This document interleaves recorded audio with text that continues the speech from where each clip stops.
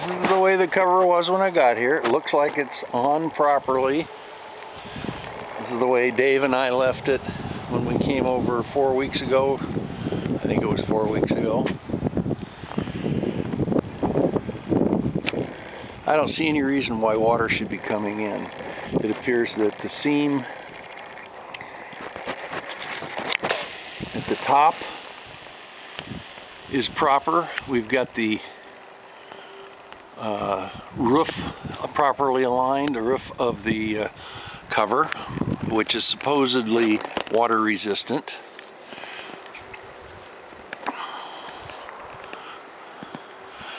It looks to me, as you look up along that, you can see a seam.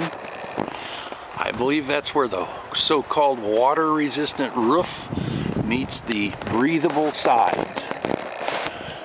But it's really hard to believe that water's coming in like that.